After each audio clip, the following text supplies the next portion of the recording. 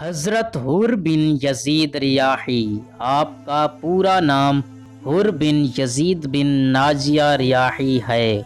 آپ عرب کے مشہور قبیلے بنی تمیم سے تعلق رکھتے تھے۔ واقعہ کربلا سے پہلے آپ ابن زیاد کی فوج کے ایک دستے کے سالار تھے۔ آپ کو بنو تمیم اور بنو ہمدان کے 1000 فوجیوں کا دستہ دے کر امام حسین علیہ السلام کو کوفہ میں داخل ہونے سے روکنے کے لیے بھیجا گیا۔ حر اور ان کا لشکر صحرا میں راستہ بھٹک گیا اور بھوک و پیاس کی شدت سے دوچار ان کا سامنا امام حسین علیہ السلام کے کاروان سے ذو حسم کی پہاڑی کے پاس ہوا۔ شدت پیاس سے حر کے فوجیوں اور ان کے گھوڑوں کی زبانیں باہر نکلی ہوئی تھیں۔ امام حسین علیہ السلام نے علمدار کربلا کو حکم دیا کہ حر کے لشکر اور حیوانوں کو سیراب کیا جائے۔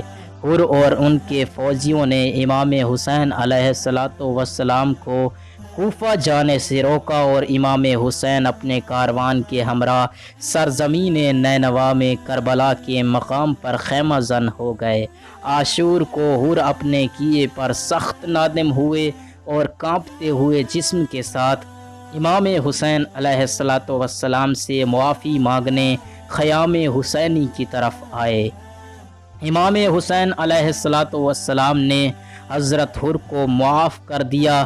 جناب حر نے اپنی جان امام حسین پر نثار کرنے کی درخواست کی اور اجازت ملنے پر میدان روانہ ہوئے۔ آپ علیہ السلام نے 40 لعینوں کو واصل جہنم کیا۔ صاحب مقاتل لکھتے ہیں کہ حر کا گھوڑا زخمی ہو گیا اور حر کے چہرے اور کانوں سے خون بہہ رہا تھا، یہاں تک کہ آپ علیہ السلام گھوڑے سے گرے اور پیادہ فوج آپ پر ٹوٹ پڑی۔